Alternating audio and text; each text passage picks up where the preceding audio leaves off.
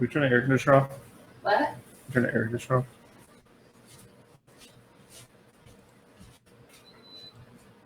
Thanks.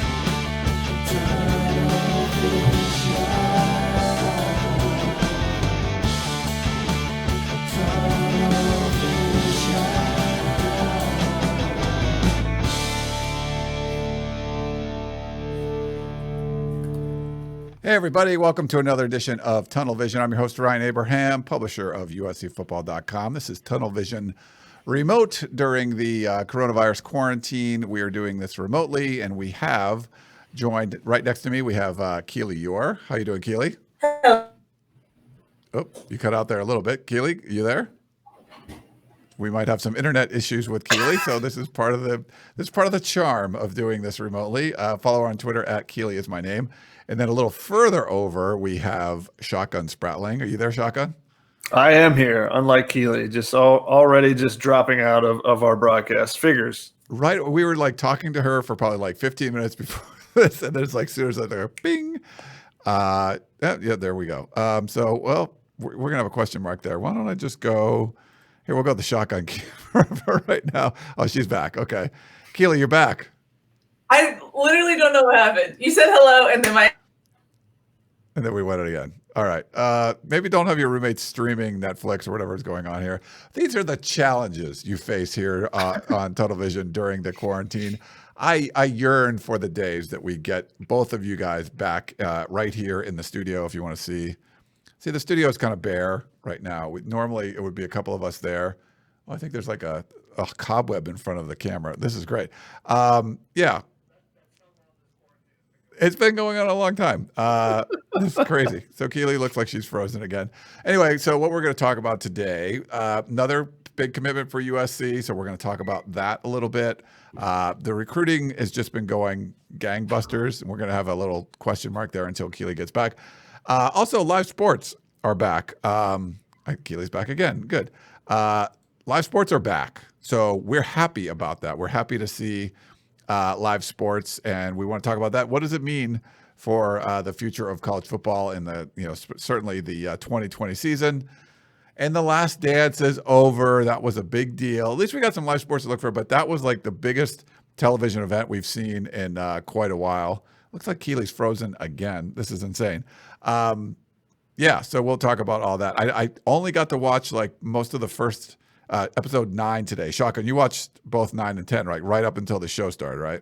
Yeah, I was doing as much as I could to watch the end. I didn't get to watch the last 10 minutes or 15 minutes intently, so I'll rewatch that. But it was a fun documentary. It was fun, getting to see the behind the scenes stuff. Just felt like there was probably some more stuff that could have been in it.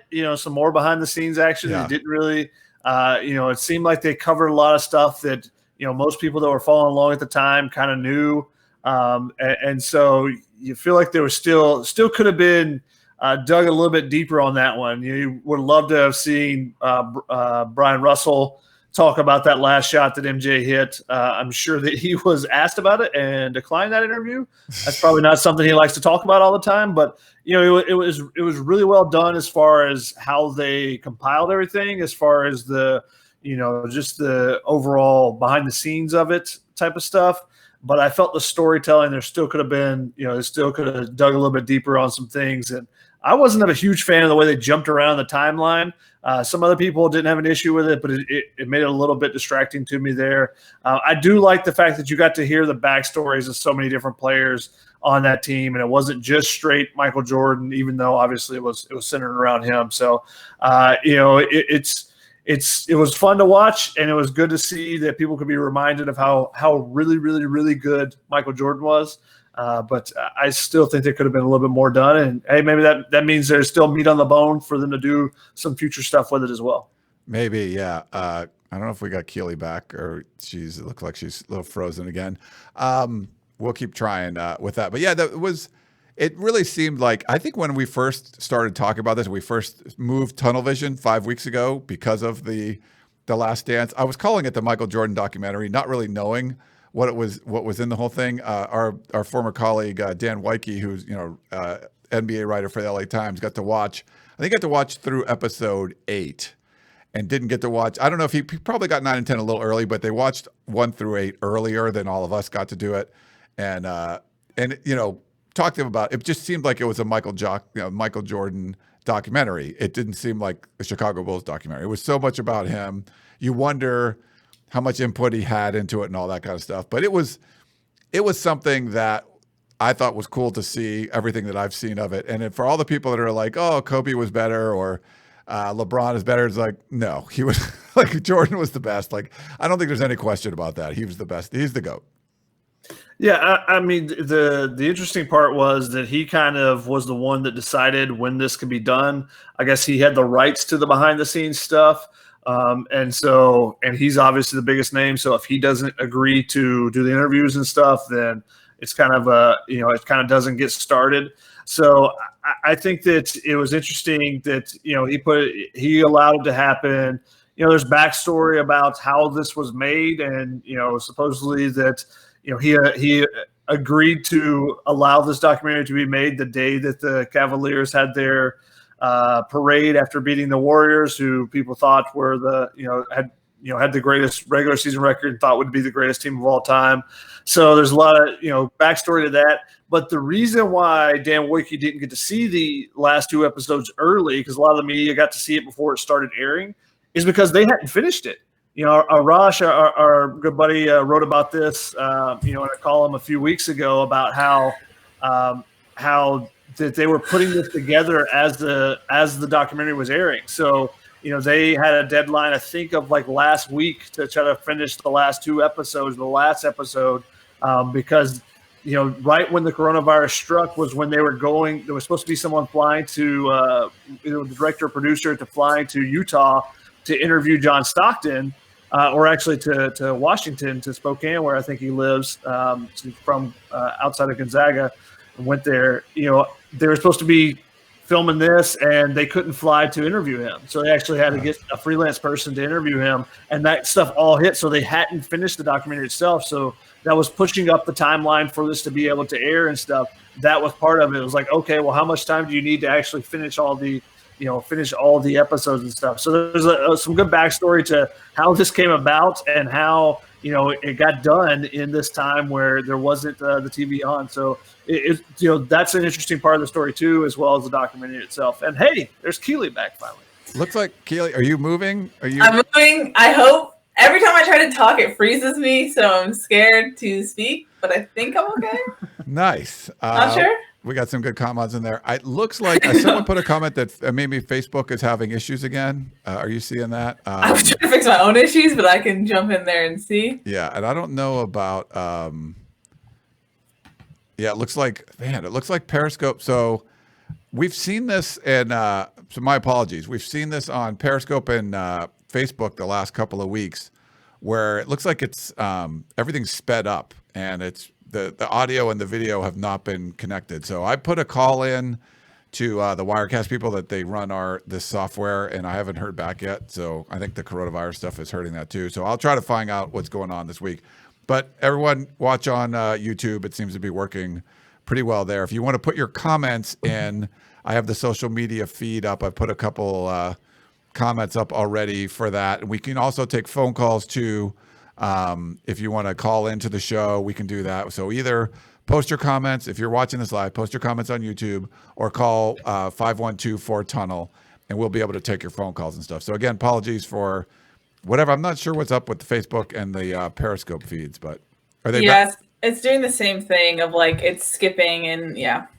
So something's wrong with I don't know what it was. It's weird, but YouTube's working great. So we'll keep broadcasting here, and then I'll see what I can do to make sure it gets fixed for next time. But even when we've done the one-on-ones, like I've just tried to do YouTube and Periscope, for some reason the Periscope thing isn't quite working. So I'll try to find out what's going on with that this week. But sorry about that. But anyway, hope you guys enjoyed The Last Dance. The other thing is, live sports. What is the league called, Keely? The Bundesliga. Bundesliga, whatever. Yeah. I'm not a soccer guy. I watched soccer because it was like, some live sports on. It's weird. There's no people in the stands. I watched some UFC last night. I watched like the heavyweight, the main event, and there's no people. There's no one cheering. I watched some WWE. That was weird. There's no one cheering. Like, without people watching, sports is weird, but we are getting some live sports. I didn't see, there was some NASCAR today. I didn't get to see that.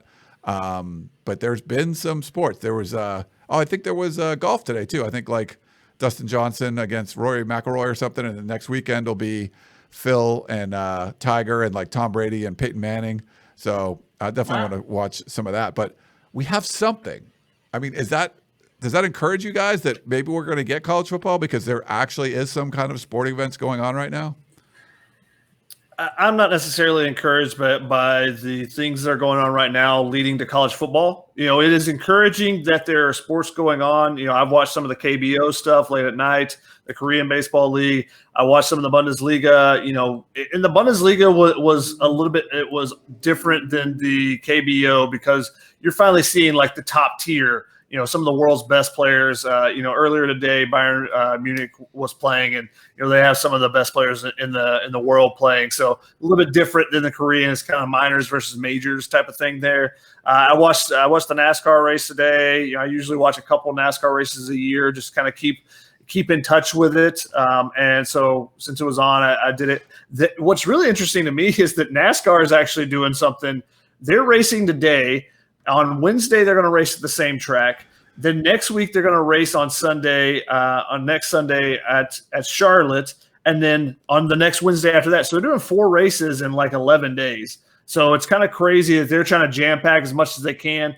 Obviously, they're staying really local. And I think that's kind of key for their league. Darlington is in South Carolina. NASCAR's main headquarters, if you guys don't know, is in Charlotte. Most of the teams have have all their stuff there. Their big, kind of farms they have, their workshop farms, as I call them, are located in the Charlotte area. So it's not far for them. It's basically, they took a truck and went down. There's no practice, no qualifying anything. They took a truck with one car. You get off the truck, go race. So they simplified things to as big of a degree as they could. You see the differences, obviously, with no people in the stands and stuff, and just there's the infield's not packed for NASCAR. But you're watching the Bundesliga, there's no fans there. There's a couple of media people, so it's much different in that regard. And seeing the manual that the owners have kind of leaked out to the media for MLB. And the things that they would be asking players to do. It's the team sports aspect with how much issues are going on around the country in different areas still makes it that it still doesn't give me credence that, hey, college football is going to be automatically back. Now, is there possibilities that different things will happen? Hey, are there going to be certain areas that may be able to do things and other areas can't? I think that's much more of a possibility than looking at a place where Germany or in Korea, where they've done really well at maintaining and controlling the spread of the virus much better than our country has. Obviously, that they're able to get started. I think with team sports, I think it's much different to see some golf being played or some NASCAR races where it's individual and you're kind of separate already. So for them, that to lead me to believe, hey, yeah, college football is definitely going to be back after seeing what we've seen the last couple of days. Not so much. Yeah. Yeah. What do you think, Keely? Yeah, I mean, I completely agree with Shotgun. I mean, it is nice. I did watch some of the KBO. It's nice to have some type of sports noises in the background. It's really calming. I know that's lame, but I like having sports back. But I mean, I agree with Shotgun. It's not giving me any encouragement for 2 reasons. One, because the sport, like Shotgun said, the sports are sort of individualistic. It's not very team organized. And if it is, it's in countries that don't have the same response that we do. And 2, college football is still amateurism, quote unquote. But it's dependent on college students and college students coming back on universities, and universities don't want to be liable for anything to happen. So obviously they're going to be much more cautious compared to professional leagues where these are grown adults doing this for their career. So I think college football is probably going to be one of the most like cautious things to come back, maybe the latest thing to come back, in my opinion. So yes, it's nice to see things back, but I don't think that channels it into my hope for college football in particular. Yeah, unfortunately, like you said, I mean, I agree with you guys. Shotgun sport, baseball, like to me, shotgun, this is MLB needs to get their act together and figure this out. They're fighting between the owners and the players and stuff. This is a huge opportunity. You know, we've seen Major League Baseball lose so much market share. If you can make this work, make it work, because there would be an enormous opportunity here. I know the ratings for the soccer this morning were like 10 times what they were before for FS1. This is a big opportunity. People are jonesing. Like the Last Dance is over now. Like there's just not that many things. People are like, they feel like they've watched all of Netflix. They want something live. And like if Major League Baseball can get it going, I think it's a huge opportunity there. Yeah, definitely. I think that, you know, it would be great to have Major League Baseball back, because you have the opportunity for so many games to be able to watch.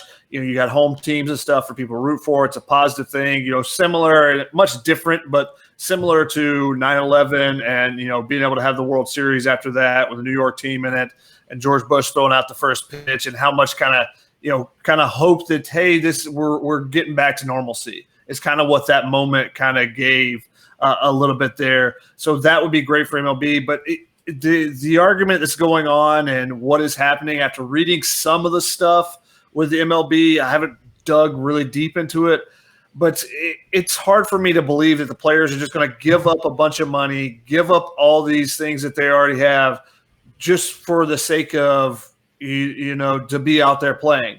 You know, the owners, they're like, well, we're going to lose money. Well, hey, there's a ton of businesses around the country that are losing money as well.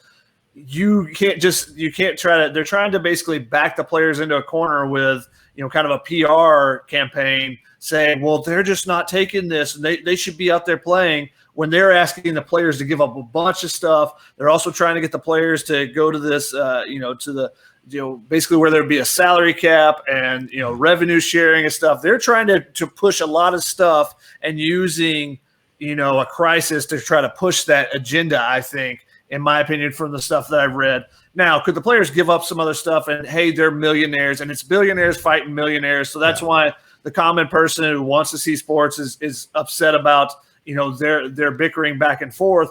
But also, if you look at it from either side, either perspective, you go, I can understand a little bit of this. I can understand a little bit of that. You know, the players, you're saying, hey, give up 4 months of your life away from your family, basically. Hey, don't take a shower in the clubhouse. Hey, you can't ride in an Uber or Lyft or take a taxi. No high fives. No sunflower seeds. No spitting on the field. All these different things. But hey, also, we've agreed to, you know, to basically prorate the contracts for this year. Thanks for doing that. We already agreed to that before. But now, can you also take another pay cut on top of that? And so I feel like the owners are just keep pushing more and more and trying to use it as a PR that the players aren't wanting to deal with us type of thing to push this agenda. So if the owners come around and say, hey, we're going to lose money on this, but it's going to be great to get people back, and look at how much money they're going to make on that TV contract, depending on how many games they can get in, it would seem like it'd be a good move for the owners to make some moves. But we'll see how the bickering goes back and forth for a little while on that before. But that kind of lends the thing. You know, Joe Sheehan, who covers MLB baseball, had a tweet earlier today or yesterday. He said and it was talking about college football. He said the amount of effort that the commissioners are putting into kind of backdooring a justification for pushing unpaid teenagers into unsafe conditions for profit, while at the same time we're debating whether professionals, Major League Baseball, should be playing at all, is kind of an indictment of everyone involved. And I think that's the big thing. Just like Keely said, is you got to remember that college football is amateurs. You're basically pushing kids, you know, into this and say, if it is an unsafe condition, saying, you guys just get out there and play. It's fine. And if you don't, well, you know, maybe we'll take your scholarship away. Versus you look at the MLB, you know, they have the MLBPA. They can, you know, debate and argue and negotiate this back and forth. What do the college football players? There's no union for them to go out there and say, okay, well, we agree to this, but we don't agree to that type of thing. So that's going to make it that much more difficult, I think, when it comes to college football. Good job filibustering there, Shotgun, while Keely was going in and out of her wormhole or whatever she's doing right now. Are you okay, Keely? Or what's your internet feeling like? I'm transporting through time and space, but I'm here now. I will try to do my best to stay present. Please be present. We're going to get into the big commit USC got recently, but I put up a YouTube question from Coley. Any word on JT Daniels returning? And you guys hear anything? Nothing on my end. Actually, yes, I did hear something, but I'm not willing to share it at this moment. Ooh, I like that. I completely forgot about that. But yes, I have heard things in the rumor mill, but it's not ready for public consumption. Yeah. Nothing has been confirmed as of yet, is what she's trying to say. Yeah, exactly. The one good thing, though, is that if you're a USC fan, you want JT Daniels to come back. It doesn't look like the transfer, exception is going to go through with the NCAA. So that would give JT Daniels an opportunity to return, graduate, be a backup for a year. And then if he wanted to transfer after that, could transfer without penalty for 2 years. So we'll have to see what it goes on there. But thanks for the question there, Coley. We got to talk some recruiting, guys. Let me put this up here for you. It's one of the things that we get to talk about every week with USC, it seems. Yeah. Very true. Colin Mobley, you want to start off, Shotgun? Colin Mobley is a guy who actually came out to USC last year, for a visit, which seems kind of strange. A DeMatha Catholic kid from Maryland coming out to visit without an offer or anything before that point. So USC's coaches kind of knew about him already. He was talking with Chad Kawahaha last year, and then that switched over to Vic Soto. And obviously Vic coming from UVA, good connection there. He had already seen DeMatha Catholic. DeMatha Catholic obviously played out at St. John Bosco this past year, so we got to see him play a little bit. Chris Trevino and I were out there for that game. Chris Trevino's alma mater. Shout outs to Chris there for that one. But there was a ton of talent in that game. So it was hard to pick and watch everybody because we were filming individual players. But DeMatha Catholic is a team that last year, their offensive line, I think it was all 5 of their guys were going Power 5. I think 3 or 4 of them were in either the ACC or the Big Ten. So he was going against that every day in practice, which tells you that he's a kid that has some versatility on the defensive line, but that tells you that he is going to be getting better every day in practice, that type of thing. So Colin Mobley is a guy that USC could line up at defensive end, can potentially move him inside. So you get some positional versatility there. But a big thing in that connection was Vic Soto being from coaching at Virginia, so he already had scouted DeMatha Catholic and that area, and USC kind of getting into that DMV area where they've put out a bunch of commits or a bunch of offers here recently, an area that they haven't really recruited much in the past. Yeah. Chris Trevino, was he the happiest guy on the West Coast after this happened? Pretty much. Yeah. So Chris actually did talk to Colin Mobley after they played at St. John Bosco and talked to him a little bit. I think he did a story right after the game, so he has a little bit of connection there. So that's why Chris was on top of this one.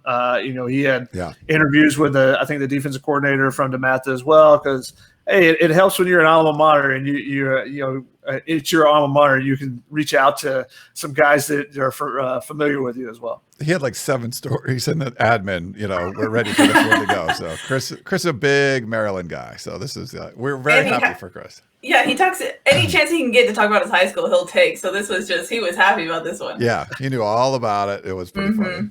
Nice. And the thing about getting a commit from DeMatha Catholic is that they are a national powerhouse. They're going to play a national schedule, so you see those type of players going up against other really good players. So it's not like there's any really guessing game where we're going all the way across the country to try to get a commit, but we're really not sure about the the level of play that's not an issue here. If you get into DeMatha, and they have a number of other guys in the 2021 class, 2022 class.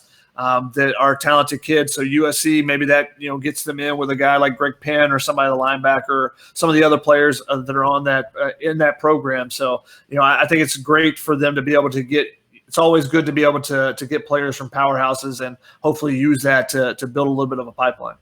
Yeah, and to your point, Shotgun, Chris had actually wrote in his story that I think Colin could have transferred and played and started at a public school if he wanted to, but he stayed and he worked up his way on the depth chart. I believe Chase Young, he was behind Chase Young on the depth chart when he was back there, so some fierce competition there. But so that's something that Chris wrote about. But I think it's notable that the last two commitments that USC got, the first one, Julian Simon, up in the Pacific Northwest, getting outside of California, and now over on the East Coast, USC is kind of branching out where they're picking their guys. And of course, Chad K started this communication with him for USC, but it's something where you can see USC starting to branch out a little bit more on the recruiting trail.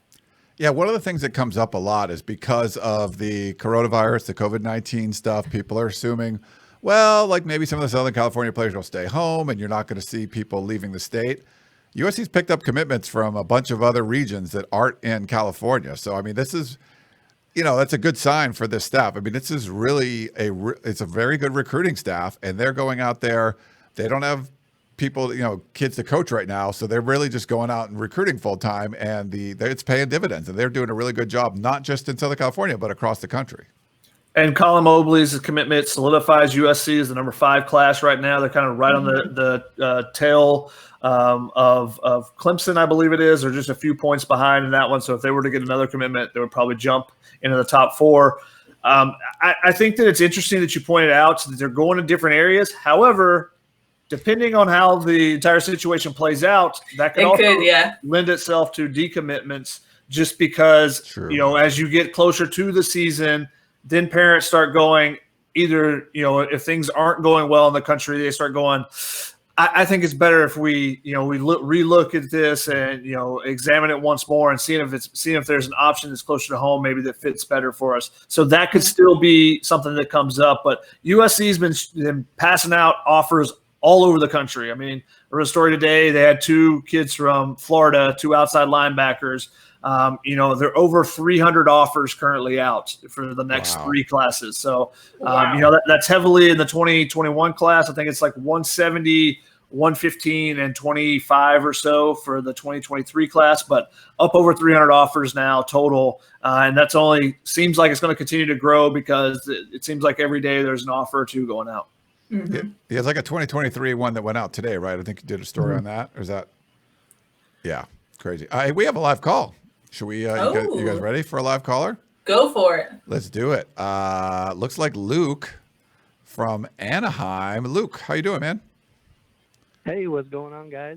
Big fan of the show. Fight on. My brother Nick played for the team during the Pete Carroll age. I was wondering if you guys knew him, Nick Garrett. And then my other question was, do you think we'll land Michael Jackson? Nice. Nick Garrett was a linebacker, correct? Am I right? Yeah. Okay, so remember. Very cool that your brother was on the team. I did a one-on-one interview with Michael Jackson, I guess this past week. Days don't really mean anything anymore. I think it was Thursday. I don't know when it was. It was within the last week or so. And big, he's really high on USC. Big, grew up a fan. So if I had to, I don't do the crystal ball thing. If I had to do a crystal ball, I think all the crystal balls for him are pointing to USC. I would add mine to that list. I don't know if you guys see anything different. I talked to Michael Jackson earlier this year before he got the offer from USC, and just talking to him and him telling me how much an offer would mean. Kind of told, that tells you a lot more than, after a kid gets an offer and kids have 30 or 40 offers, like, oh yeah, this was great, I love this offer. But when kids are talking about the offer they really want, and that kind of stands out a little bit more. And, like you said, grew up a USC fan, the family is all USC fans, so that is not going to hurt them. And Michael Jackson's not rated that high. However, I think that he can, provide something in this offense similar to the style of Amon-Ra St. Brown. Now, he's not going to be as good as Amon-Ra St. Brown because Amon-Ra St. Brown's the best slot receiver and kind of the mold that he fits. But I think that Michael Jackson kind of is similar type of receiver that you can move inside, move outside, and he can do some different things. And he's a guy that, in a pinch, he's the guy you would look to put it running back because he's really good with the ball in his hands, runs really crisp routes, does all the small stuff that you need to be really good when you're not, just an absolute physical freak. But he's, a guy that's, 5'11", 6 foot, but he has really good quick moves. But I think that he's a guy that's similar to that Amon-Ra St. Brown style. Yeah. Have you seen him, Keely, or? I haven't seen him play, no, but I did watch. It was Thursday, Ryan, your lunch with the Trojans. Okay. So that's all I have to add. I agree with everything y'all said. What's today? Sunday? I don't even know what day it is. Who knows? Nice. But yeah, he was good. Thank you for that. Nick Garrett, the USC linebacker. So Luke, very cool. I think we had a YouTube comment like, Luke, I am your father. So I don't know. That was kind of low hanging fruit. We do have a question from SC Slot Guy. So maybe that's Amon-Ra St. Brown. I don't know. Does Mobley commitment mean no Foreman? No, that's not what this means. Mobley is a defensive end, but you can move him around a little bit. They're going to be taking multiple defensive linemen in this class.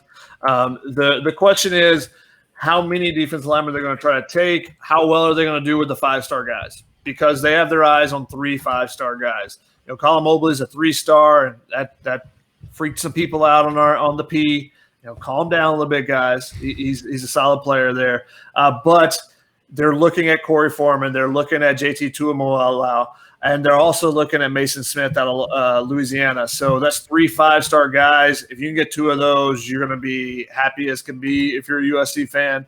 Obviously getting 1 would be really big for them, but they will take as many of those guys as they can get. Yeah. It doesn't matter who's already committed. If they get another commitment from a defensive lineman, they would still take all 3 of those 5-star guys if they could. They'll move numbers around in other positions to be able to get 5-star defensive linemen, because not only does USC need those guys, especially with what's going to be leaving in the next year or so with Jay Tufele, Marlon Tupuola, Brendan Peely, Caleb Tremblay, Jacob Lichtenstein, but impact defensive linemen, a 5-star defensive linemen usually are immediate impact guys. Yep. So you're looking for those type guys anytime you can get them. Yeah. Keely, got a thought on that? I was going to ask Shotgun, have you watched Mobley's tape at all? I rewatched some of the stuff from the St. John Bosco game. I haven't gone in depth on it. I just kind of glanced over it when he was committing. But I think that he's a guy that, looking at his body type and stuff, that depending on what you want and need out of him, you can move him either way. You can have him slim down and just play a straight defensive end. You can have him bulk up and move inside some. So that gives you some flexibility with what other positions you want to take in this class as well. Yeah, I glanced, emphasis on glance, at his film, and I got kind of Uchenna Nwosu vibes. I don't know if that's a bad comp, but I kind of saw it. Not sure if you wanted to add your thoughts on that. Huh. I don't know that I necessarily saw that, but I'll take another look and see if that, with that in mind, see if that catches, and maybe next week I'll report back. Okay, sounds good. On my homework assignment from Keely. Okay. And Wusu was like a 3-star safety at Narbonne. Yeah. He was like, he's one of those guys that developed when he got to USC. He wasn't, he didn't look like Mobley did when he was in high school. Okay, so there you go. But I think it's fair. Solid, but like moldable. I don't know. Yeah. And here's the thing, and I'm not going to do a rant on this, but I'll do like a little mini rant as far as like all of you that were complaining about USC's recruiting class last year, justified. Like all the 3-star guys, you don't say, oh, that's those guys they're going after.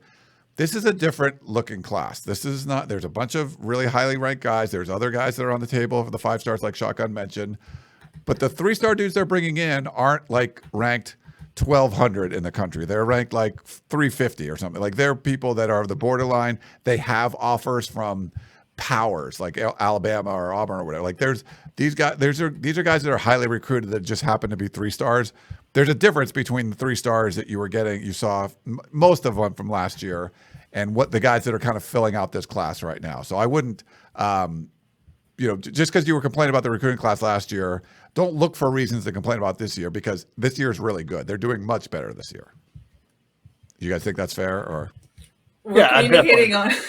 They're obviously they're obviously recruiting much better, and the talent of a 3-star like Mobley, who's I don't know, I can't remember what his overall ranking is, but is much higher than the 3 stars they had last year when they're getting guys. Some of the linemen they had were over 1,000th ranked player in the nation. Yeah. So I think it's definitely different there.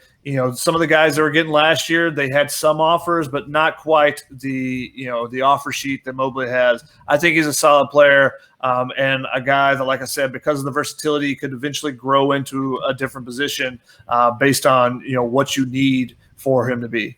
Yeah. I got to put this comment up from Tony Keely. This is just for you. Let's see if it pulls up here. Sorry, sometimes these are slow to pull up. Here we go. Our ratings lower when Keely is not on the show.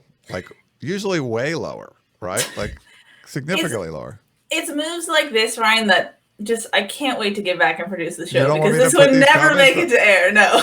What, when spelled W-E-N? You didn't like that? That was not And maybe he's going fast on the comments. Can we get a football question, Mr. Abraham? I do like putting up the comments and stuff from what people are saying. See, but Keely likes to run a tighter ship. I like to put the comments up, especially when you compliment me. When I put something up, I want to like the interviews and stuff that we've been doing, and we do like I put a couple of comments up. We do appreciate you guys tuning in.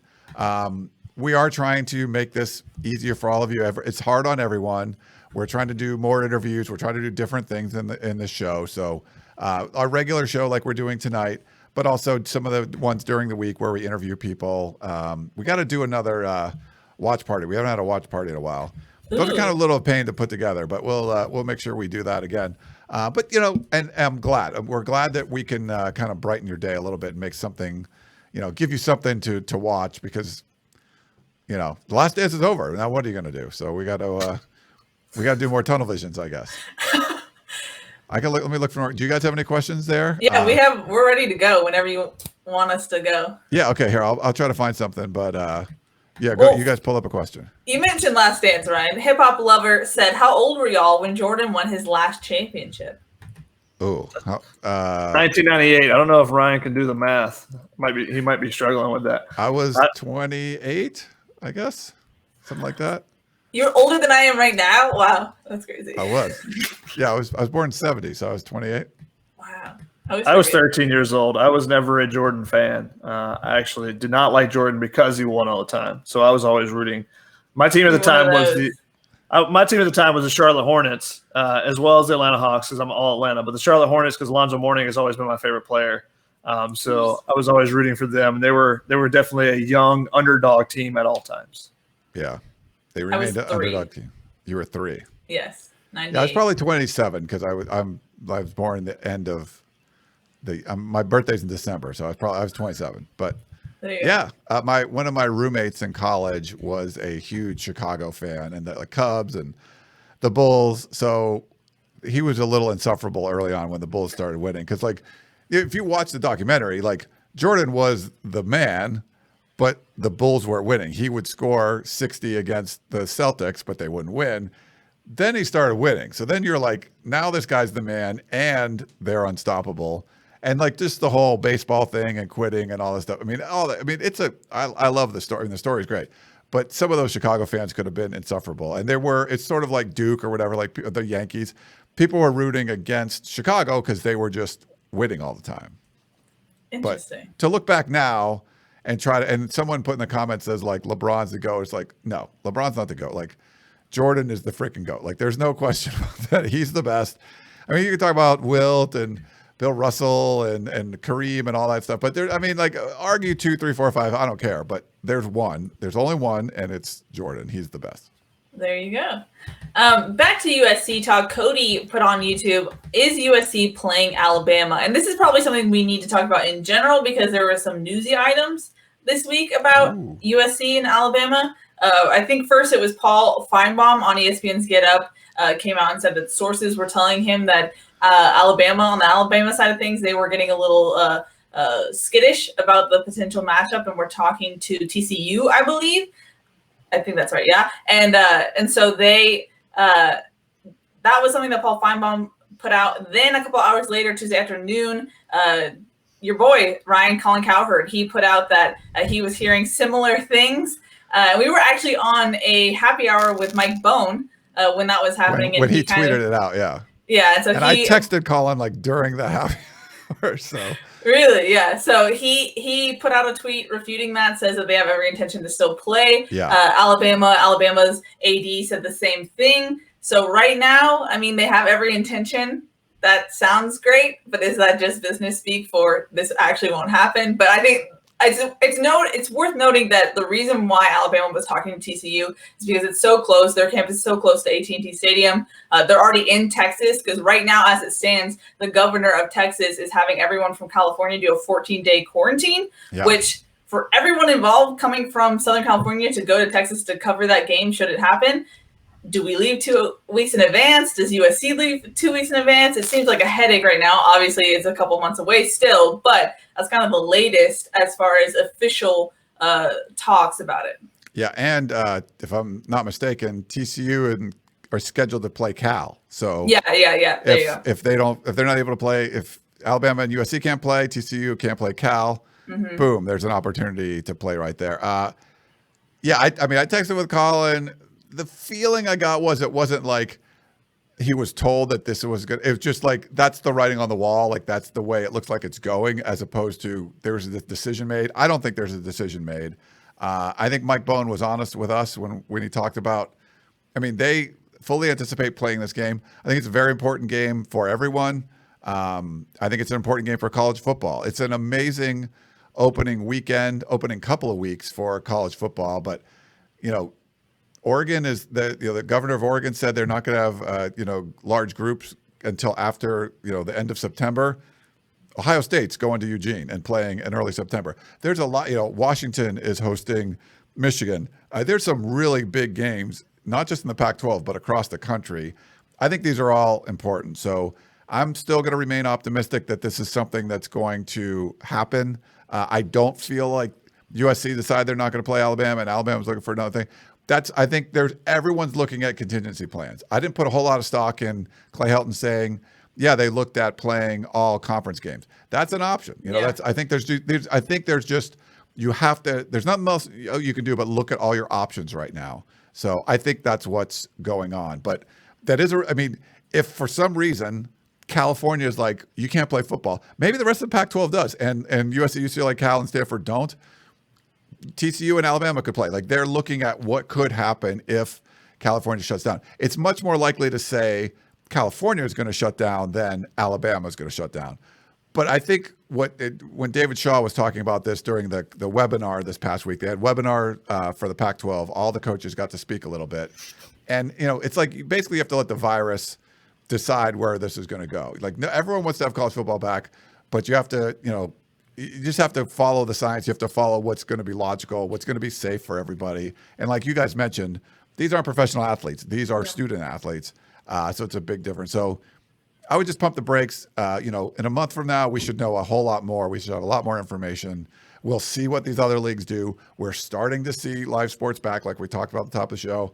And hopefully we can get there. People are going to go out there, compete, be safe, and pave the way. All these other sports would pave the way for college football to come back. So that's my hope. Crossing your fingers, hoping that happens.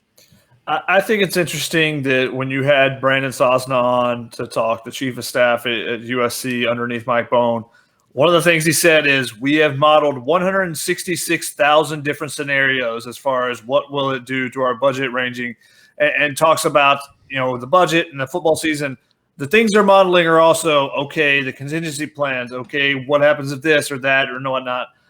For me, it's just, I hate hypotheticals, which has been stated many times on the show. But and Clay Helton said it, I will know more in 4 to 5 weeks or 4 to 6 weeks is the timeline he gave. All the Pac-12 coaches are hoping to have 6 weeks to lead in. So, in 6 weeks from now, that would basically give you about 2 weeks. If they made a decision 6 weeks from now, then you'd be a couple weeks away from starting that 6 week stretch to be ready in time. So I think you'll know enough in 6 weeks. It's really hard to say a bunch of stuff. I think everybody's just guessing right now. Okay, well, we're going to know this. We're not going to know that. What scientific developments are made in that next 6 weeks? That'll tell you a lot about how quickly things are going to be able to done. Is there going to be enough testing? That's the biggest thing still in the country is there going to be enough testing, and is it going to be responsible even for to say, okay, well, some entertainment device of some sport or anything else, well, it makes more sense for us to use the testing and supplies we have on entertainment purposes versus people that may actually need it for health wise. So yeah, I think all that stuff is still to be determined. If suddenly we've ramped up testing and it's everyone's getting the testing immediately and it's getting the feedback, that changes so much then. But until those things start happening, it's hard to say, yeah, this will happen or no, this won't happen. Again, I think given the timeline that Clay Helton gave and said, in 4 to 6 weeks, we think we'll know a lot more. I think that's pretty accurate. Yeah. And we're still waiting around, and it's 4 weeks ago we said the same thing. So unfortunately, there's still that hesitancy there. But it's hard to go ahead and just say, well, we'll cancel this game. Because if things do clear up, and hopefully they do, we all hope that, and you're going to be like, well, sorry, TCU, we changed our mind again. We're going back if you're Alabama. But it makes sense for Alabama to look and say, hey, who's a team that's in Texas already? TCU. Oh, look, they're playing a team from California. California may not be able to travel or do anything. This may work for us. So, yeah, that makes sense for them to look out and say and check with TCU and say, hey, would you guys have interest? Let's just gauge the interest there to begin with. I mean, there's so many different things that are in play here that everybody's going to have conversations and talk about it. And, if you read up on and stuff, they're having these conference calls with the commissioners, once a day or once a week. I think it's once a day, actually. So they're all discussing and trying to figure it out because everyone knows how important the college football season is to the future of college athletics. Yeah, for sure. I think it's good business practice to go through every model, to go through every potential plan. And so I wouldn't latch on to anything in particular that maybe leaks out or something that Clay Helton says that has been thought about, It's also worth mentioning someone in the comments, I think it was SC Slot guy, said talking about budgets before kids' lives. And both Brandon Sosna and Mike Bone have said that they're not going to risk students' lives for a game. Like, they have made that clear. And if SC Slot guy's talking about us, I think it goes without saying that, of course, we want student athlete safety above all before games and whatnot. So I think we're operating on the assumption that if it were to return, it's safe to a certain degree. So I just wanted to make sure and throw that out there on both of our behalfs. Yeah, I mean, we all want college football to be back. I mean, the athletic departments want it because it's, like it said, it's driving the budget, but no one wants it back if it's going to endanger lives. Like, that's not what you want. You want everything to be safe. So we're hopeful it can be. We have another. Real quick on that, Ryan, just on the comment the SC Slot guy had, the health of the students will directly affect the budgets. Because if someone gets sick from this and has a serious injury, the liability there is going to majorly affect budgets going forward, which is why I think it seems farther away than even the SEC people are trying to put it out there. I think that the liability concerns, the lawyers are going to get involved and say, let's back up a little bit before we say everyone's ready to go and we can go out there and go full bore. We had a Dre-Sean write in on YouTube. Do you think the corners are going to be playing press man or off man this year? Dante Williams is a man type of guy, while Todd Orlando is an off man guy to run the scheme. What do you think, Shotgun? First off, let me say, don't spam us with the same question over and over and over. I timed out Dre-Sean on that one. We got the question. Keely and I keep track of all the questions. Yep. We do. As well, just to, even if we only get to them in rapid fire, the good questions will get answered. I just want to say that. However, it was a good question. We had it on there. I had it bolded for ones to ask here. Oh, sorry. But no problem, Ryan. It's all part of the process. But I think that, I think it's going to come down to what exactly they think they can get out of the front. If you can get pressure with your front without blitzing, then you can play more press and feel comfortable with that. If you're going to have to blitz, then you want to play off just so you don't get beat over the top, because there's going to be no help then with the safeties, because you got safeties playing in the box and different things. So I think it comes down to that portion of it. For one, I think USC is really capable of playing press man this year with guys like Elijah Griffin and Chris Steele and Greg Johnson. You got 3 physical guys right there that can do really well in press man. Similar when you had Iman Marshall, a little bit different than, Adoree Jackson's not necessarily the guy you want up there pressing compared to someone like Iman Marshall. So I think USC, just the talent they have on the roster, lends itself to them being able to play press if they want to. Yeah, and I mean, we didn't get into it when I had Dante Williams on the one-on-one show, but he was great. The lunch with the Trojan thing, and yeah, you just got the feeling that he really liked the personnel that he has. Like a guy like Isaac Taylor Stewart, like just looking at his measurables, he was just gushing about that kind of. So I think there's the pieces in place. They can run different things if they want to press more. I think they have the personnel, like Shotgun said, to do that. They can play off man. They can do whatever they want because of the guys that they have. Mm-hmm. Coley directed this question for Shotgun, but I'm going to direct it to both of you because, Ryan, you do the podcast of champions. He says, besides USC, which Pac-12 team do you feel is doing the best in recruiting? I haven't looked at the rankings right now. I think Oregon's been the best the last couple of years. Stanford's actually been pretty good. Washington's been good. My guess right now, I haven't looked at the rankings yet, but I think probably Oregon and Washington would be right up there. What do you got, Shotgun? I mean, the way that Oregon is recruiting offensive linemen, and the fact that they're probably going to get 3 of the top 5 or so linemen in the West. That's the thing that they're beating everybody on. They got guys like Penei Sewell. They're in a great position with a guy like Kingsley Suamatai from Orem High School, where Noah Sewell went to high school. I think Penei also went there. I don't remember if he was at a different high school in Utah. Great position for him. I think he's probably the best offensive lineman on the West Coast, in my opinion. They just got Jonah Miller commit there. They got another lineman a little bit earlier in the process. So I think the way that they're recruiting with their linemen, and it helps that Mario Cristobal was an offensive lineman coach, and that's where all their strength comes from. Obviously you look and you say, oh, Justin Herbert, what a name. But the offensive line is what carried that offense all last year. It wasn't Justin Herbert. He wasn't Sam Darnolding that offensive line. It was the other way around for the offensive line for them. So I think that if they continue to be really successful with their offensive line recruiting and development, you can always win a bunch of games with great offensive line play. Yeah. I was just about to ask you, Shotgun, how much is their offensive line recruiting based on Mario Cristobal and his mindset versus just overall recruiting talent? I think that it's, he understands the importance of offensive linemen. So, they go all out for their offensive linemen. And it's a really big year for them because they lost 4 guys off that offensive line. So they've got some guys that are going to step in, but they need to, they got to start building those reserves back up now after the guys they lost off last year's roster. So I think it's a little bit of combination of multiple things there.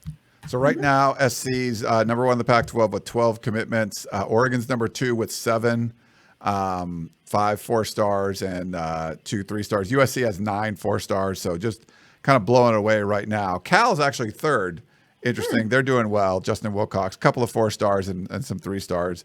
Washington has the only 5-star in the Pac-12 right now, and 5 3-stars. They're 4th. And ASU has been recruiting really well. As far as recruiting Southern California, some of the skill position players, they've done a good job. They're one of the teams, I think, that took advantage of USC taking a couple steps back the last couple of years. So they're up there. So, but they're, that's 4 commitments right now. So USC's right now, with 12, kind of blowing everybody away. I mean, USC had 13 signees from the class of 2020, already 12 commitments for the class of 2021. So it's pretty much like night and day compared to before. But Oregon is going to be up there. I think at the end of the day, Cal, we'll see if they stick up there. I think Washington, Jimmy Lake, they're doing a good job there too. So I think those are the other programs in the Pac-12 you'll see recruit well. Yeah, and Washington has Sam Heward, the 5-star quarterback, committed there. So anytime you have a 5-star quarterback committed, he's been committed for a few years. He's a legacy, obviously. His dad's Damon Heward, the former NFL quarterback that played at Washington as well. That's a great start to your class and helps you develop everything from there. So they're recruiting guys like JT Tuamola as well. So they're going to be in the mix because Washington has a lot of talented players this year as well, the state of Washington. Yeah. Hippo Cracker said, "Is Sam Darnolding a new term, Shotgun?" I just came up with it off the top of my head, but he carried the offense much more than the offensive line, giving him great pockets all the time. Yeah, we all knew what you meant. That's the thing. Yeah. I was going to put that comment up, but then Bison for Life, a little shout out to the DMV. So I put that up there for our buddy Trevino too. So, AKA Trevino's burner, Bison for Life. Is that Trevino's burner? No, I'm just kidding. Luke says, "Who is your guys' favorite player in USC's current 2021 recruiting class?" In the current class, I'm putting current. My favorite guy to talk to is not a USC commit, but Miller Moss, the quarterback that USC is recruiting. Because he's been my guy from day one. I'm the one that discovered him just for our 24/7 database and stuff. I was like, I don't know who that guy is, but he's throwing the ball really well at one of the USC camps. So, and he's a great kid to talk to, and he's really thoughtful and everything. So he's my favorite guy in the group to talk to. Ryan, what about you? Who do you think in this group? I mean, I love talking to Miller Moss too. He's not a commitment. And I'm to be honest, I haven't talked with a ton of the guys that are committed right now. We've shot footage of them, a bunch of them and stuff. But a lot of the guys that could end up being commitments I've talked to. But I had to go back and watch the Coach Snoop documentary. So I'm going to go with Maximus Gibbs. He's the lowest ranked guy of this group right now. But seeing him when he was, I think, in 8th grade on that show, and it was pretty cool. I was like, wow, and I thought he represented himself well. He was kind of the mama's boy. Well, his mom was sort of like the babying type and everything. So that was pretty cool. And how he's changed his physique and everything going forward and just become a highly sought after recruit. I'm a fan. And a guy that could take a big jump this upcoming year as he continues to mold that body. Yeah. I would say Jake Garcia. I talked to him a bit, but I would say favorite Twitter follow is Brandon Campbell. I don't know if that's cheating, but there you go. Good. We got to get Brandon on the we'll do a one-on-one with him at some point because he's a cool dude. He hasn't visited USC, right? He hasn't come out to USC yet. Nope, he's a not commitment. Yet. Yeah. Yep. So that's a unique character when he's like, yeah, I'm in Texas, but I'm going to commit to USC even though I've not been to the campus before. And there's a pandemic going on. Yeah, I'll just commit there. I've never been there. That's fine. He's also kind of the vocal leader of the class. Oh, It's Jake and Brandon keep going back and forth, but he's kind of the vocal leader from Texas, which tells you a lot considering he hasn't really even been in SoCal.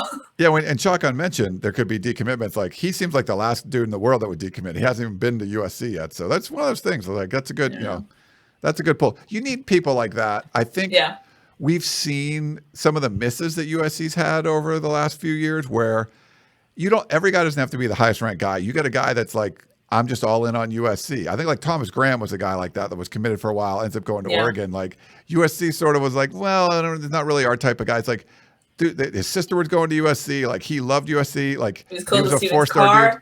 Yeah. Yeah. Just take the guy. That's just a guy. Just take him. Don't worry about, I wanted a guy that was 2 inches taller or whatever it is. That's just a guy you take, Brandon Campbell's doing all this stuff from Texas. Even if you get second thoughts about him, no, bring him in. You want a guy like that on your team. Oh, you bring up the misses of the DB class. When Thomas Graham and Diamador Lenore, who were Oregon's starting 2 cornerbacks, both really, really wanted to go to USC, and USC was and then the same thing with Jalen Johnson.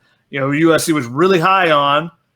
And then he hurt his shoulder again. And they go, your brother's had some shoulder issues. And Jalen Johnson is a 2nd-round draft pick. Right. Thomas Graham and Diamador Lenore, I think, were 2 of the top 5 in the conference in interceptions last year. I think both of them had several interceptions. And instead, USC got Jakari Godfrey, and unfortunately, his knee injury, never really recovered, and he never got in the mix, and he transfers away. So it did not do really well with that recruiting of DBs. I mean, you turned those guys down. Godfrey came on his official visit to USC in a full-on, leg brace, and you're you had questions about these other guys, and you're bringing this dude in who can't even walk on his own, and you're Yeah, there were some really bad decisions that were made. It's not just, we talked about the recruiting effort where there were some coaches who just weren't, but there were some bad misses, like bad calls, like that you shouldn't have done that. There was just, some of them seemed pretty obvious. So, but you feel much better about this staff, not just the effort they're putting in, but on, at least for what we've seen so far, some of the evaluation, some of the guys that they're bringing in that are getting committed that maybe aren't the highest ranked guys are guys that are probably going to move up, not just because they got a USC offer or things like that, but because it's like, oh yeah, you start to see these guys more. So that's showing you that the coaches, I think, are doing a better job of evaluating and figure out the guys that, even if it's not a 4-star guy or whatever, this is someone that you want to bring into your class because other people have already they're popular guys. They're getting offered. They're going to move up the rankings, and I think USC's on the right track with the direction they're going there. Mm-hmm. As far as current commits, my favorite guy that I've talked to so far, I think, is Zamarian Gordon, and that's mainly because of getting the stories about how his mom is really into academics. All kids say that, like, yeah, I really want to go to a school for the academics. And you're like, are you really? You're looking at this school or this school, and like, that's not really an academic powerhouse so much. But Zamarian has actually had to miss some practices in the past, and it was close to missing games because he got I think it was a C+ on something, and his mom was like, "No," and he's like, "How did you get my report card? You shouldn't even have this by now. There's no way it should be even at the hell." And so hearing him tell the stories of that was really fun. So he was a fun person to talk to early in the year before he committed to USC. So I look forward to talking and seeing his game develop as well going forward. Yeah. I need to talk to him about that. Our moms sound very similar.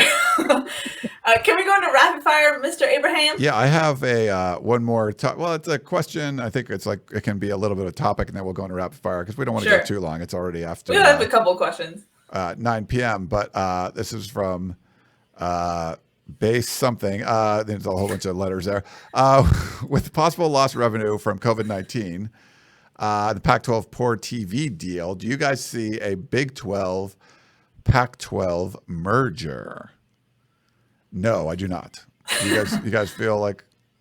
Honestly, I think your relegation, Premier League college football. I think that some kind of super conference. I think that would have a better chance of necessarily just a merger between those two conferences, and the West region would be very, Texas, Oklahoma, and the schools on the West Coast. So, And again, even if you get to something like that, and you're doing that because of the coronavirus issues, the West is always going to have problems with travel. It's just so spread out.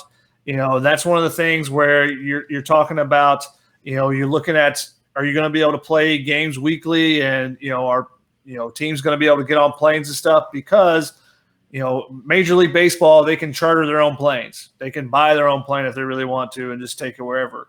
You're not doing the same thing with college football, especially with the financial issues that are kind of going into effect right now. So that's going to be something that the SEC is going to have a better advantage on because you can take a bus from Auburn to Jacksonville, Florida if you want to. You can go from Knoxville to wherever in the SEC.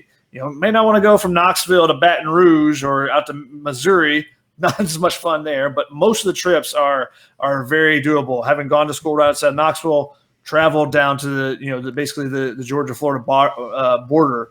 That's 7 hours in a bus. Not fun, but you can do that much easier than getting on planes if you think that's a health concern. Yeah, if you're in Tucson, just jump on a bus and head to Pullman. It's easy, no problem. It's like 2 days. So here's the thing. Here's the issue. I mean, this is like a capitalistic deal. So right now, what do you have? 10 teams in the Big 12 and 12 teams in the Pac-12.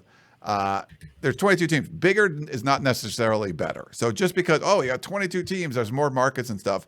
No, because Kansas is at the bottom. Oregon State is at the bottom. You don't need, if you were going to make some kind of merger, you would have to cut off some of the bottom dwellers. And that's really and if you looked at my story that went up yesterday, I believe, or was it this morning? Yeah, it was yesterday. So we talked about this on the Dan pod with Keely, and someone asked us a question about this, and we kind of went into it. Stuart Mandel from The Athletic wrote a story a couple years ago. I think it might have been when he was at Fox, then updated it last year for The Athletic.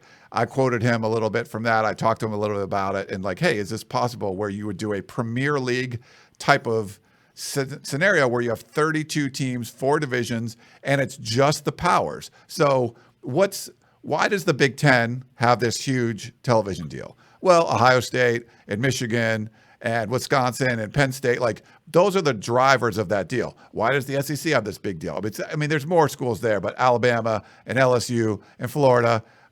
So all these schools, the powers are the reasons why you're getting these big TV deals. The people at the bottom, the Vanderbilts, are along for the ride. They're getting pulled along. And if you cut out Vanderbilt out of the SEC, you go from 14 teams to 13.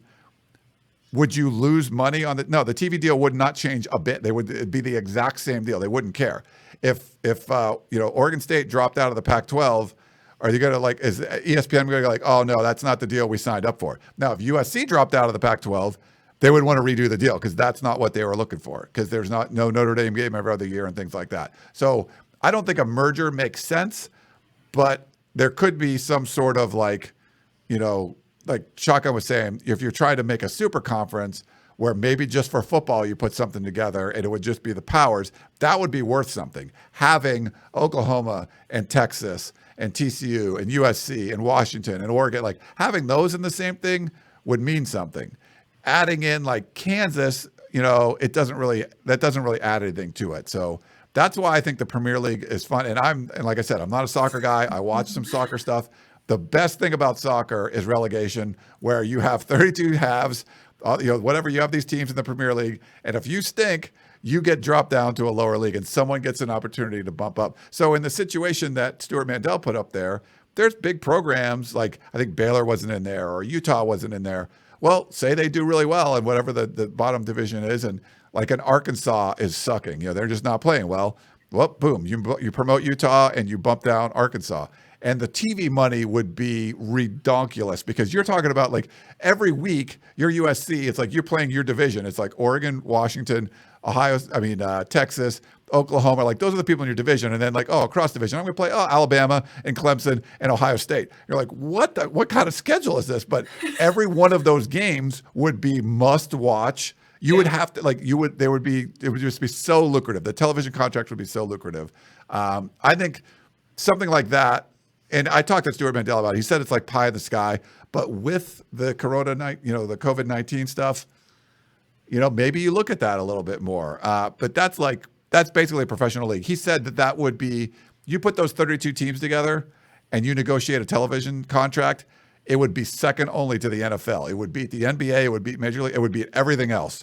Having those major teams all in one thing, like an NFL sort of schedule. So I think it's awesome. It would be amazing. And you're a fan of someone like USC, it makes sense because you're in there. You're in the halves. If you're a fan of someone like Utah, you've been doing really well. You won the division the last couple of years, but you're not a traditional power. You've had some really good years. You might be on the outside looking in, where you're you're getting close. You're trying to get to that Rose Bowl and stuff. But for a USC, it makes sense because you're already there. But in that scenario, you have to keep winning, otherwise you drop down, and that would be, can you imagine how devastating that would be, to be in the big league and then get dropped down? I've not been a fan of soccer, so I don't really know. I'm not a fan of Liverpool or something. Liverpool dropped out. I don't know what happened. That's got to be the weirdest thing. You're not even in the league anymore. You get kicked out. That's just crazy. But then my rebuttal was, can you even say it's amateurism at that point? No, I don't think you can. You definitely can. Yeah. But you're still the same sport. And it's of course, the TV contract would be, he said it'd just be insane. It would be second only to the NFL. And I agree. It would just be similar to FBS versus FCS. And the thing that makes it not necessarily just a complete fantasy is that the Power 5 conferences already have some autonomy. They've decided on the BCS format. It's not your group of 5. It's not the FCS schools that are deciding this. So they're all Division I, but they're not deciding this. The same as the group of 5. Of the Power 5. Those 5 conference commissioners have so much more power than any of the group of 5 commissioners or anything. So it's not necessarily completely a fantasy. And also, college baseball has had discussions similar to saying, hey, maybe we should divide this up a little bit just because, in college baseball, you're allowed to have 11.7 scholarships. Not every program fully funds their scholarships. So some programs have 5 scholarships total to use for a 35-man roster. And how are you splitting that up? That's crazy, right? So, if you have 5 and you're competing against a team that has, 2, almost 2.5 as many as you, it's such a dramatic difference that some say, hey, maybe we should just split this up. And that's been discussions that have happened in college baseball. Maybe you see some of that in college football. People go, I'm Toledo.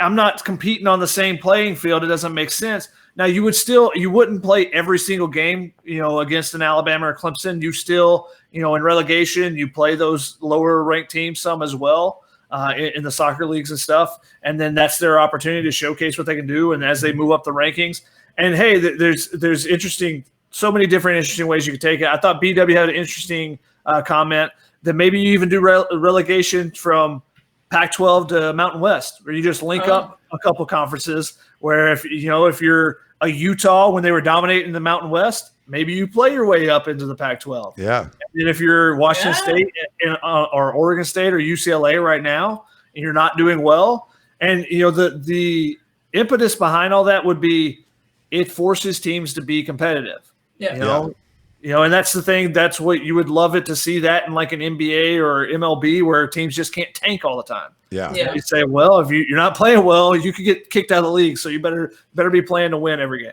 Hey, I want to put this up real quick. John had a comment. Ryan, but how long would it take for SC to get relegated? Okay, people commented on my story about this. Look, do I need to go on a rant again here? Here we go. No, USC's not going to get USC sleepwalked to a Rose Bowl win a couple years ago. They started off 1-3. It's still USC. I get it. You don't like Clay Helton. Yes, they had a bad recruiting class. And they still now bounce back with it. It's USC. You have these advantages that even if you have what you feel is a bad coach, maybe a lot of people feel that way, you're still bringing in talent. It's still USC. It would be really hard for a USC to get relegated. Could UCLA get relegated pretty easily? Yeah. They're there. They haven't won a out-of-conference game under the Chip Kelly era. They haven't won a single out-of-conference game. Yes, USC has not done as well as they could have. They went 5-7 a couple of years ago. But for you to be like, oh, they're going to be relegated, it's no. They still have advantage. Now, they're not going to be able to beat up on some of the lower. You got to bring your A game because you're going to be in this really tough conference. But to say USC is going to get relegated that's just crap to me. Derek actually asked, said, would USC have dropped after the 5-7 season? No, there's still teams that were below them. And it depends on, different leagues have different styles of relegation. Sometimes it's a 2-year average. Sometimes it's the bottom certain amount of teams. It may not just be one team. All that would be determined based on the size and different things like that. But it's not going to happen, guys, but it would be fun.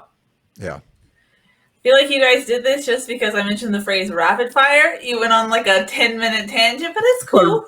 But Ryan did say before we get to that, and then ask the question. Okay, that's true. That's true. He did. I'll back off. I'll back off, producer lady. Let's rapid fire. Okay. Alexis says, if USC wins 9+ games this upcoming season, do you see 4 potential first to second rounders in the upcoming draft? Yes, I believe so. 4? That's a lot. Yeah. I've written about this though. If they have individual. Tufele? Well, first off, Tufele leads all the mock drafts as USC's only first rounder. Amon-Ra St. Brown, but it is another heavy wide receiver class in the 2021 draft. So not sure about that. Then you have Elijah Vera Tucker. As far as interior linemen go, he's one of the top that people are watching. And then I wrote about one more who's slipping my mind right now. Otalno Hufanga has always been on draft scouts' mind. So somehow he has a breakout season. Now this is not only dependent on USC having a good season, but them having individual good seasons. Because these are guys, specifically Talanoa Hufanga and maybe Elijah Vera Tucker, where they have to build on what they've done. And right now they're not guaranteed first to second rounders. Yeah. So there you go. If it was an 11-win games, then I would say yes. But 9, USC can go 9-3, 9-4, and you're like, eh. Yeah, I mean, look at this season. USC went 9-4, I believe. 9-3. Wow, I'm in a COVID tunnel of forgetting. But USC only had Michael Pittman and Austin Jackson go. So it doesn't. 8-5, right? Was it 8-5? Yeah. Wow, sorry guys, I'm out of it right now. It was 8-4 and then lose the bowl game. Yeah. Yeah, there you go. But that doesn't guarantee the team winning that you'll get drafted high. Look at John Houston or Christian Rector or Drew Richmond. It's not a guarantee at all. So there you go. Did those guys sign at all? Like they have not signed. I still haven't heard anything from. Yeah, and some of it might be the COVID stuff too, but maybe, but still, but you're not going to have a bunch of new signings now. They didn't get signed in that first wave. They're going to still work out, and hopefully, once there are off-season training, if that happens at all, or rookie camps, someone gets injured, those type of things. That's when you hope to get that invite. Yeah. Corey says, shotgun, how is Kyle Ford, Josh Jackson, Brew McCoy, Gary Bryant Jr., Munir McClain all supposed to get playing time? Rotation behind Tyler Vaughns, I guess you would say. Yeah. I would just Is that your answer? One word answer? I mean, there was talk last year of playing 10, 12 guys. That didn't happen. But you got 2 5-stars coming off the bench. You got like Gary Bryant and guys like that. Like everyone you mentioned, I think there's an opportunity for some rotation going. But that some of it had to do with JT Daniels getting hurt. I think they have confidence in Keaton Slovis. If they want to rotate in 8, 9 guys at wide receiver, I think they're going to feel more comfortable doing that this year, as long as Keaton Slovis stays healthy. Hippo Cracker says, any basketball thoughts, Shotgun? It's an overhaul of their roster. Once again, USC for the second year in a row, they're going to have 4 players returning and 3 of them that basically have played the previous season. That's the same thing, same setup they had last year. They'll get Noah Bauman in, who was a transfer from San Jose State, who's going to be a sharpshooter. But basically a bunch of new transfers are going to come in, as well as Evan Mobley to play with his brother, and Ethan Anderson and Max Agmapolo. So it's going to be a new roster. They're going to have to play probably a different way than they played last year. I talked to Drew Peterson, the transfer from Rice that USC just got. I'll have a story on him in the next couple of days. He's hoping for a waiver, but not necessarily expecting it. So they'll probably have him and Josh Morgan from Long Beach State both sitting out this season. They still have 1 spot available, so they're still going to be looking for potentially another impact transfer to bring in as well, or an impact freshman if someone shakes loose before the beginning of the school year in fall. One final one from me. Ben Jen says, if we sign Miller Moss, does USC lose Garcia? Are there any other quarterbacks interested? I mean, those are the 2 primary targets there. Obviously, Tyler Buckner, who's from La Jolla down in San Diego, who is committed to Notre Dame, is another guy USC has scouted and was at USC's camp a couple years ago. You had, I think, all 3 of those guys, as well as Bryce Young, all at the same USC summer camp. So there's been some talent on USC's campus. So they brought in guys like that.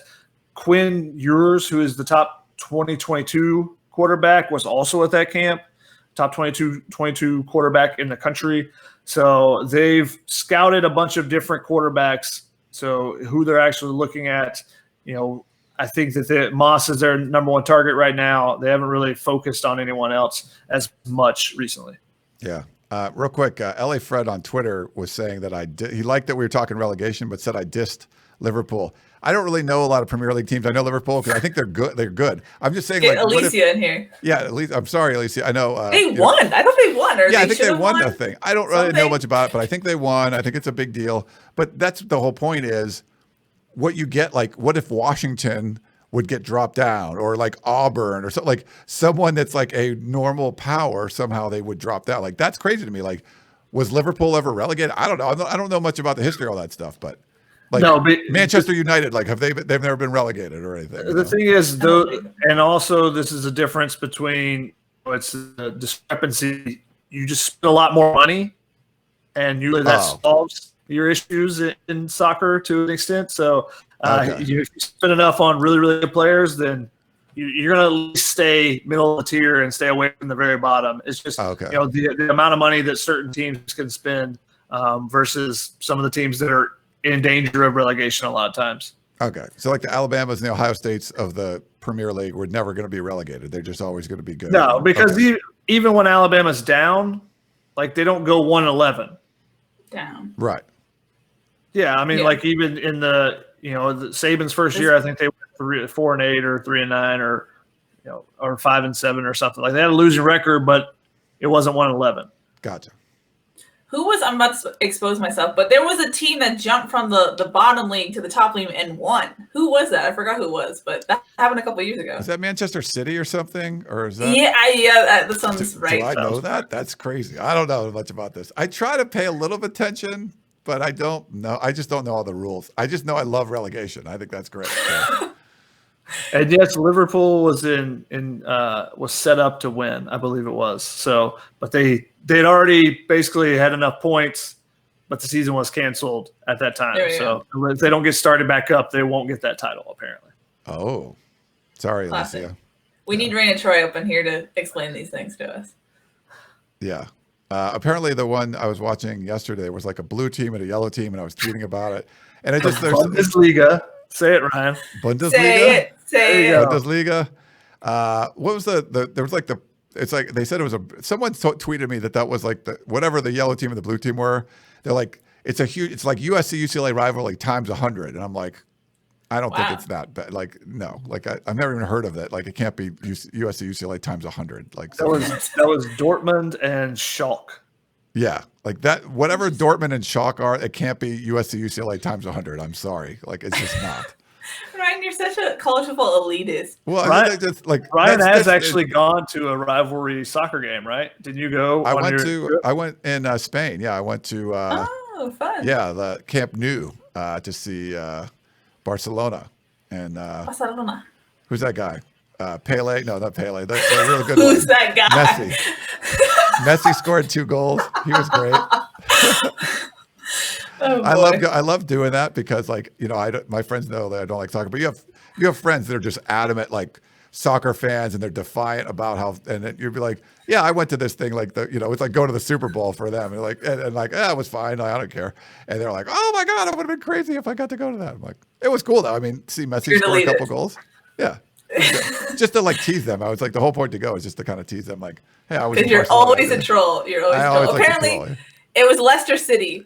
3 people: Thylacine, Benjamin, and Rick Hale. Thanks for letting me know. Okay. Yeah.